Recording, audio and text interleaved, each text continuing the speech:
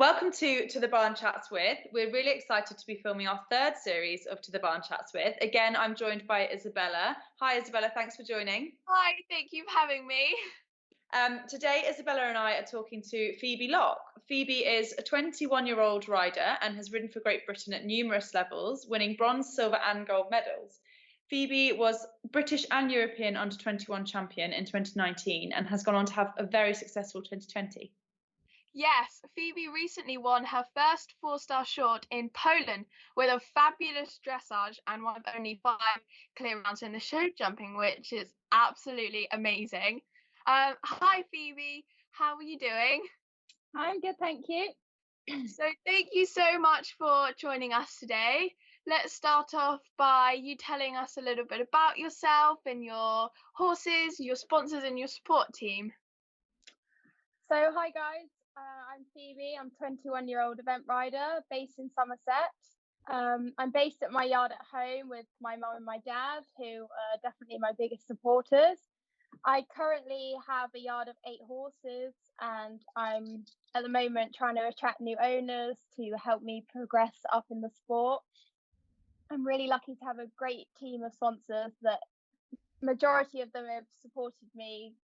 I think Bailey's have been with me since I was 6 years old. So Wow. they supported me through my show jumping and eventing career. So it's really nice that they now are still supporting me now. Absolutely. And how long have you been riding? Forever? Yeah, so I think I was on a horse before I could walk. And how did you get into eventing? I got into eventing. I started show jumping. I did a lot of show jumping, and it kind of got to the point where I'd done the Hoyt at Olympia, and I think show jumping is very hard unless you have the money behind you to really make a name for yourself. Whereas eventing, I think a lot of it is more about the training, and you can sort of get a mediocre horse to be really talented through training and getting a bond with it. Whereas I think in show jumping, you have to have that one amazing horse, otherwise you're just sort of making up the numbers. Yeah, absolutely. And it's a tough game. And are you riding full time now? Yeah, I do quite a bit of teaching as well, which I really enjoy. Oh, brilliant. Great. So you've got 8 horses in, you said, and at what levels are they? So they're ranging from 4-star to 4-year-olds, and then I've got a few liveries which I do for some owners as well, but they ride them themselves. Yeah. Cool. Great. So we'll talk a little bit about competing. So to you, what is the best part of competing? I really like the preparation. I like working the horses and targeting them at specific events. But I think it's got to be the thrill. If you do well, it's got to be the best part. Yeah. Then all the work is worthwhile then. And I think as I've stepped up to the higher levels, the sense of achievement after you've got around a really tough cross country as well. 100%. Yeah. So what do you have to ensure that you and your horse perform to the best of your abilities on the day? I think it's getting the horses to peak at the right time. There's so many events in the year, and it's not all about winning every one. It's about getting the horse to really peak at the best time. I also like to do a lot of variety with the horses. I wouldn't do loads and loads of schooling or loads of jumping. Just keep it fun, and so when they go to the competition, it's kind of a bit fun for them as well. Yeah, absolutely. Variety is so important for a horse, like plenty of hacking, keeping their brains ticking over. They're animals, not machines, and they need to be reminded of that. So like you said, it's so nice, the thought that they get to a competition, they're like, oh, this is fun, what are we doing today? I think as well, they all sort of know how to jump, and I see it so much that people jump so much, but they kind of do it for themselves more over than the horse. Yeah, absolutely. For like a kind of confidence builder for themselves. Yeah, it's the same sort of in the warm-up. I sometimes see so many people doing so many fences, and I'm quite lucky from doing so much show jumping. I know that me and my horse can jump, that it's just about getting the best in the ring. Yeah, that's great experience to have at your age. That's really lucky that you've already learned that. How much is attitude a factor in winning, do you think? What, a rider or a horse? Both, actually. That's really interesting. I haven't thought about the fact that the horses side of it. For me, the horse, 100%. Like all my horses go because they want to go. I'm only quite small, so I don't have the luxury of long legs and making my horse get over a fence. I think they go because they like it, and I've got a bond with them. Moreover, than I'm forcing them to do it. Yeah. And then, massively, you need the correct attitude for yourself and being in that right headspace to get the best competition results, definitely. Really cool. So, what's your favourite event and why? I really love going to Liniers, which is an event in France. The man who runs it is just so lovely, and he's so accommodating, and he always puts on a really good event. It's so relaxed there. They have a 2-hour lunch. Choose what day you do dressage. It's very, very chilled, and the facility is really, really nice. But I love going abroad. Like I do quite a lot because it's just a great experience. You ride different courses. The European courses are so different to over here. In France, everything's sort of 1 or 2 strides direct, whereas over here, a lot of the 4-star courses you can maybe go on a wider line on 5 or straight line on 4, whereas over there it's direct or nothing sort of thing, which I think is really good. So, can you tell us a little bit about your experience competing at the Pony Europeans in 2014 and 2015? Where was it? Did you focus training for the Europeans, and how did you lead up to it? So my first year in 2014 was only my first ever season competing at novice. So I never imagined to be going on a team. I remember my first 2-star was at Brand Hall, and I went there completely naive, had no idea what it was all about. I'd never really had a proper dressage coach, so I just sort of winged it a bit. And I remember after my dressage, I was in 25th, and after cross country, no one got around. I rose up to 5th, which secured me my place on my first Europeans with my pony called Mr. Otto, which was in Mill Street in Ireland. And I was 14, so I was one of the younger guys on the team, and I rode as an individual. And I remember my vet saying, he was actually the pony team vet, he said, the week there you'll learn as much as you would in a season. And I think that really stuck with me because I learnt so much. And then going on to 2015, I actually went on a different pony, which is quite rare. She was very, very tricky, and in my first year I wasn't experienced enough to get her around the tracks, but in 2015 I really cracked her, and I think we came 3rd in double clear at every pony trial.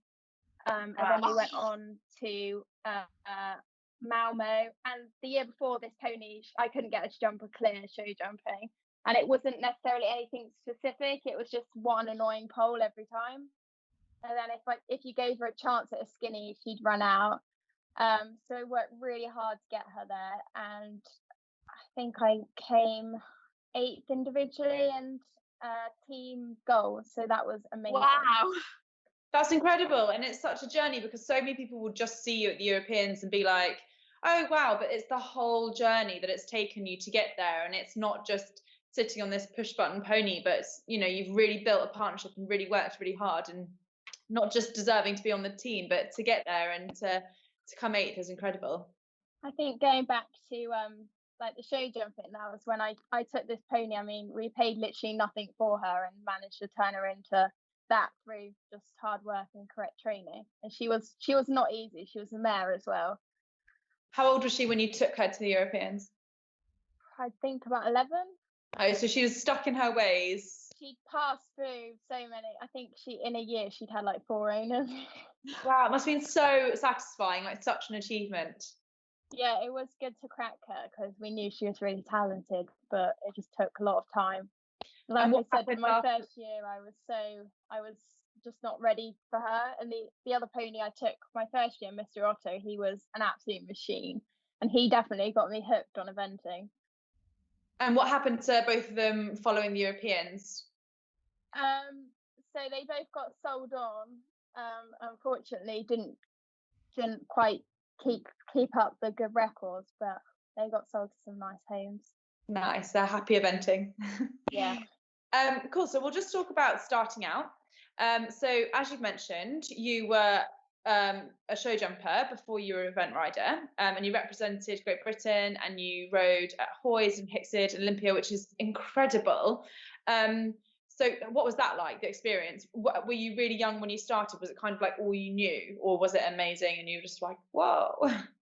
Yeah, to be honest, I can't remember loads of it, but I remember I was 8 when I first went to Hoys, and I was the youngest rider, and my pony was 25. Wow. So I was like the youngest rider on the oldest pony. Yeah, so from 8 to 12 I did 1 to 8s, which is on a 12-2 pony jumping 120, which was pretty big. Hoy takes it, then I won at Olympia, which was amazing. That was really memorable. Wow, that must have been incredible. Yeah, and the teams and stuff were really good, because I think being such a, you're doing the sport solely on your own, most of the time competing against everyone, and it's nice to have that team atmosphere. And I went all round. They call them the Home Pony Internationals, doing all the teams, which was really good fun. Cool. So, who were your main influences in life, and who helped you not only with your riding but also your day-to-day life? Oh, probably my parents. They sort of do everything with me, and they come to every event with me. So, and I can't imagine that changing, even now I'm trying to sort of branch out a little bit more on my own. But my dad drives the lorry everywhere, and my mum is chief groom / organizer. That's amazing. It must be so nice to have them there. And if you're having a bit of a rough day or a good day, you've got them there, and they're your real support system. Yeah, and it's nice. It's nice to do it as a family as well. Yeah. Because it takes up so much of our life, so it's nice to do it together. Yeah, exactly. It's not exactly. Otherwise, you wouldn't see each other. What advice do you have for people wanting to make a career out of their riding? Work hard. Yeah. I think just work hard and just take so much different advice. I think it's really great to take bits from each people that are in the know and put it into yourself. Yeah. Also, I mean, I've been on yards where I've probably learned the way not to do stuff, which is also really interesting. So it's not always about taking the good; it's also taking the bad. Yeah, 100%. And you learn so many different things from so many different yards. Like, that experience is invaluable. And then you can take what you think is right, and you can put that all into your own kind of, your theory of how you think it works, and then you can apply that to your horses. But it's so great to get that experience from loads of different yards, and people make the most of all their experience. I think riding is one of them sports where you're never there, and you never know too much, sort of thing. Absolutely, couldn't agree more. It's so I what think are it's one of them. Oh, sorry, like one of the don't worry. that you get the older you get, almost the better you get. Yeah, absolutely. We're so lucky that with eventing, well, most equestrian sports, normally for a footballer, they're at their peak in their late 20s, early 30s, whereas riders are like just beginning at that age. Yeah. So what are your aims for the near future for your riding career? Oh, I love to ultimately compete at 5-star, but I think I'm one of those people, I don't want to go unless I'm ready. I don't want to be, there's such big tracks, I don't want to go unless I feel 100% ready. Ultimately, I'd want to do senior Europeans, World Equestrian Games, and hopefully the Olympics. But I think it's all about having the right horse at the right time. Absolutely, and working hard. Take your own advice. You've already done that. You've already achieved some amazing things. Cool. So we'll talk a little bit about motivation. So what drives you to get up and go training every day? It's a rainy morning and you're lying in bed like, I could really stay in this bed for a bit longer. What makes you get up and go? I think the results, and I think that's sort of success helps create more success. So I think when you feel, you're doing stuff right and your system works, it then makes you want to keep going at that system and keep working. Yeah. So that would be mine. And the horses, just love training them, and I do everything with my horses, so I ride them all myself. So I feel like I have a really good bond with them. So that's also really important for me. Yeah, absolutely. How does being an athlete make you a better person? I think it teaches you a lot of life skills. When it doesn't necessarily go to plan, you've just got to keep going, get on with it, instead of start like overthinking stuff and sulking. You just got to get on with it and keep going. Yeah, 100%, absolutely. So you've had a bit of a rubbish day, and you're in the lorry on the way home. What do you say to yourself to pick yourself up? How do you deal with it? Oh, I think about the positives. I really, even if say I'm on a younger horse and something's gone wrong and it's annoying, I think about the positives of that day. I think, I don't know, maybe I got a good dressage score or show jump really well, but it was a bit green on the cross country. I think I would always focus on the positives and take and learn from your mistakes. I always say that to people, even when I train. Some people are so scared of making mistakes. Don't be scared of making mistakes. That's how you learn. You've just got to learn from them. Yeah, exactly. And if it's perfect in training, then it's, I always don't mind having a bit of a problem in training. You'd rather it in training than at a show. Exactly. Yeah. What's been your biggest lesson in life? Oh, probably would be when I was, I think I must have been 9 or 10, and I had 2 ponies qualified Horse of the Year show, which you spend all year trying to qualify for. It's about, I think they take the top 3 at each qualifier, and I qualified 2 ponies. One, he colicked a few weeks ago, so that a few weeks before, so that was the end of him. He was never going to jump again. So that was one disappointment. And we got to Hoys. I was walking the course, had all my stuff on, and my mum rang and was like, I think my pony had banged himself in the stable, so he wasn't quite right. So that was really gutting, being a 9-10-year-old child, and 2 sort of things went wrong in virtually a week. Yeah. And I was basically there. Everyone was going around, good luck, good luck, good luck. Oh, it's awful, but then I guess you've learned so much from that, and it's such a young age, and it teaches you that you can't take anything for granted with horses, and you just, and how important it is. You've got toys, you're ready to go, and your pony bangs his leg, and you're like, no, do you know what, it's about the bigger picture. As much as I want to be here, it's not fair. And it teaches you that from such a young age. It's kind of a good way to learn, even though it's really unfair. Yeah. So we're now going to talk a little bit about young horses. When you're looking for a new horse, what are the key factors for you? Do you always go to the same source, or do you buy young horses, or do you buy older horses? A bit of both, really. So the horse I won the 4-star on, he was 15 when I brought him. But then I thought, unbroken 3-year-olds off a video, which was a bit of potluck. I mean, the lady who were buying it was just a bit of potluck. We didn't know what we were going to get. We had one small video, and it was make your decision now. But I think when I go to look at horses, temperament, I like horses to be athletic. I don't like them heavy on their feet. I'm quite small, so I like a small, compact horse. I've got a couple of bigger ones now, but I do like a small horse. The horse I did all my junior and young riders, he stood at about 15-1. So cool. I love a little pocket rocket like that. So cool. We were a good pair, yeah. Great, so we'll move on to talk about the 2020 event season, because obviously it's not what any of us had planned, but we were really lucky. We got a second half of it, and you were out competing.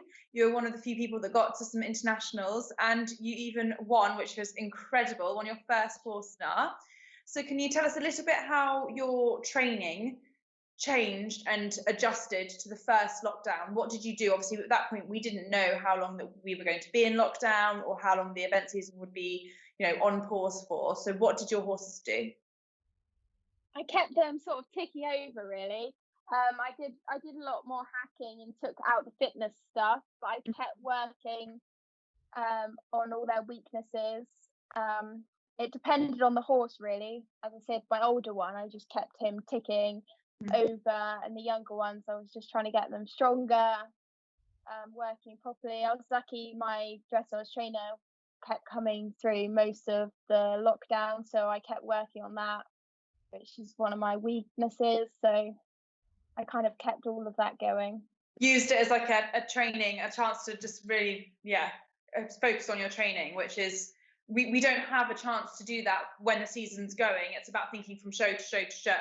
So it's great that you turned it into a positive time and managed to work on, like you said, work on your weaknesses. Yeah, and I think especially with the no shows, even going out dressage show jumping over the winter, it gives you a bit of an aim. That was the only hard thing, was when you don't have necessarily an aim for the horses. Yeah. But I knew sort of when we were allowed to get going again, I knew they'd sort of be ready for it. Yeah, absolutely. You weren't starting from scratch. They had a level of fitness you could kick on and go. Yeah. So you still managed to have a great season, winning your first 4-star. Can you tell us a little bit about your horses and how many horses you were competing after the pause in competition? So I have sort of 4 horses that I'm competing, and then the other 2 are 4-year-olds. So I did harass. I took 4 horses to harass, which is in France. Wow. 3 in the 4-star and 1 in the 2-star, which is really good. Was that seriously busy, or are you kind of used to having that many horses compete at that level, and it's just like, right, as long as you tell me where to be, I've got the right number on at the right time on the right horse? It was busy. It's a lot as well when you pre-ride them before dressage and warm up, and then that sort of takes a while, but we managed it. Yeah. So we're now going to talk a little bit about your stable. What is your plan with your horses over the winter months? So they've all had a bit of a holiday, depending on each horse. I have different plan for each of them. Some have longer than others. So they're all sort of coming back into work now, and I do a couple of weeks of hacking. Then I've got the youngsters going again. One youngster I gave him a holiday because I really wanted to crack on taking him out places, but obviously we can't do that now. So he's gone out for a month. But hopefully, if we can get some events in, some dressage and show jumping, I want to crack on with that over the winter. And then you'll be ready to hit the ground running in spring and crack on with some eventing. And like you say about getting your name out as well, I love that you're thinking about that. You can tell that you're young and hungry for success and hungry to build your name and your brand. I think it's just so hard for young riders like myself to attract the owners, because everyone wants to put their horses with big names, and it's so hard to get yourself out there and people to invest in the younger generation. I think it's hard for owners, which I understand. They don't want to give their horse to me when they can give it to a pro, but it's really nice when people support the younger riders, because that's any sport is they need to support the youngsters, I think. Yeah, exactly. You're coming through, and you're going to be, one day you're going to be the big names and be the older riders, but that's such a mature way of looking at it, that the way to attract those owners is to get out there and get that name out there, and people listening like, oh yeah, Phoebe Locke, I remember that name. Yeah, no. Cool. So we've got we've got a few fan questions actually. First one is, what tips for building confidence cross country and moving up the levels do you have? I think don't be in a rush. Really take time, and don't be pressured on what anyone else is doing, your friends. I think with this younger generation of social media, I think a lot of youngsters feel pressure because their friends are doing it. I think you also get in the bubble. I know the pony child people get in a bit of a bubble, and it's like teams. Yeah. But it's amazing to do teams, but when you get to go around 4 stars, it doesn't necessarily help you in any way. You've still got to get around the same course as everyone else. You still start at the bottom of the pack like everyone else. I think, and just really practicing your training, and don't rush yourself, because then I think when things go wrong, you lose your confidence, both the horse and the rider. Yeah, absolutely. It's a completely personal journey, and like you said, I'm so glad that you mentioned, because social media, especially for young riding, eventing, competing, you know, girls and boys out there competing, it's so easy to compare, and you're on a totally different journey with your horse, your pony, and yourself, and where you are. And also, a lot of people, you know, like you, Isabella, you're so young, you've got school on as well, you've got so much on, you just can't compare. Yeah. So like you say, it's really important just to not rush, because that's when problems are thrown up. What's your biggest dream? Oh, probably to go to the Olympics. You got to dream big and aim high, work hard. Yeah. Do you have any lucky items like socks or rituals that you do before competing? No, I try not to make myself too superstitious, otherwise I end up overthinking everything. I do have a lucky bracelet though, which I always wear when I'm competing. And I always feel if I forget to put it on, I have a bad day. What is your favourite discipline?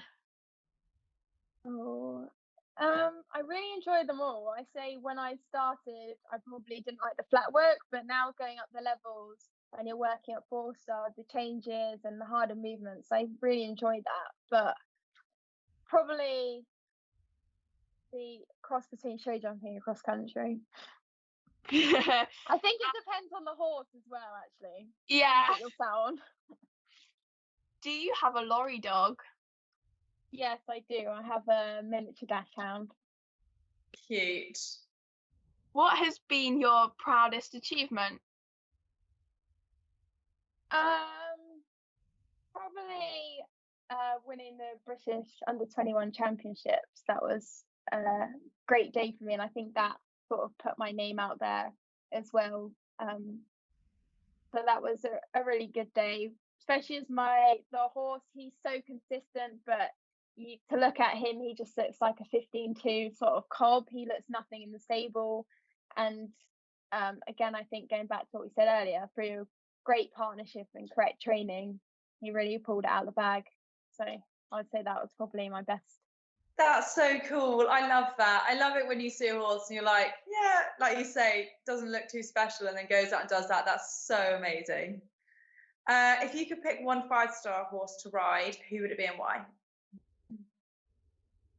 Oh, probably Tom McEwen's Toledo de Cursa. I really love that horse. And if that's sort of my type of horse, athletic, flashy, so Really, that would really definitely smart. be him.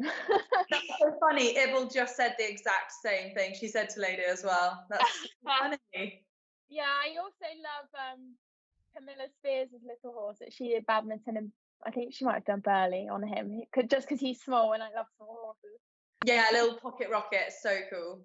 So we'll just finish off with some quickfire questions. So what's one word you'd use to describe yourself? Probably dedicated. Definitely agree with that. How old were you when you first started riding? I can't remember, but my mum does say I was on a horse before I could walk, and I never wanted to get off. And then even if I wasn't on the horse, I was grooming or riding a horse inside a rocking horse. That was the word I was looking for. Riding a rocking horse and grooming that in the evenings. That's so sweet. What's the best piece of advice that you've been given? I just have a motto which I actually gave myself, is how do I expect to beat people if they're working harder than me? That's sort of my own advice that I've given myself. Wow, you're very wise head on young shoulders. That's a great. I'm going to take that one with me. That's a really good one. And I can't be bothered to go outside and do the horses. I'm going to be like, no, there's someone working harder than you, and they're going to beat you. Yeah, I think that goes back to a question earlier. I feel like, that's sort of my when I don't want to get up, that's what I think about. Who is your sporting hero? Oh, I look up to riders such as like Laura Collett, because I think she produces all our horses from scratch, and also Maxime Livio, who I've bought a couple of horses from, and he's just such a nice guy, and he'll have so much time for me, and he'll help me so much. Even when he's got 10 of his own horses at an event, he'll always have so much time for me and help me, which I think is really inspiring. He's not all about himself. He really loves to help me and others. Very nice. And that shows like the camaraderie between riders, especially he's French, isn't he? Yeah. So, you know, there's no kind of rivalry there. He wants to help you as much because he's an incredible rider. That's so nice to know that he also wants to help you as much as possible from the ground. What's a strength of yours? I'd say a strength would probably be dealing with pressure. I'm always first, normally out as a team member, because I've done a lot of riding in front of crowds and stuff. I don't really get fazed by that, so that would probably be one of my strengths. And a weakness? Probably trying too hard. What did you have for breakfast today? I didn't actually have anything for breakfast today. I didn't really eat breakfast. What's your favourite? Yeah. I'm not very good at watching films, so I don't really watch films. I don't have the patience to sit down and watch a 2-hour film. I'm always thinking about tomorrow and what I'm doing. Do you have a favourite meal? Probably roast dinner. Yes, definitely. Badminton or Burley? Badminton. I've been going there as a kid because I don't live too far away from there. So yeah, definitely badminton. Do you have any hobbies outside of riding? I love keeping myself fit, and I love baking as well. But that's sort of on the off chance I'm not doing something, which is quite rare. But, well, if you like go for a run and then bake a cake.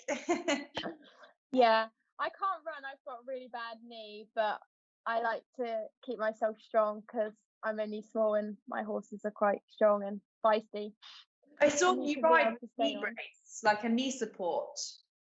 Yeah, because I did the ligaments to my knee, and Oh. 3 years on, it's still giving me aggravation.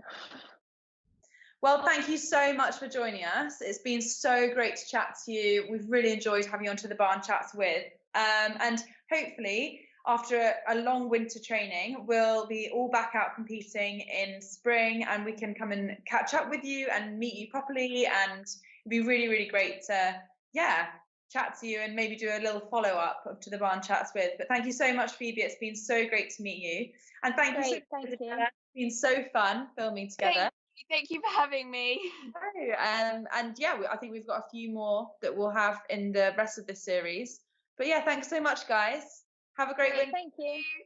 See you soon. Bye. Bye.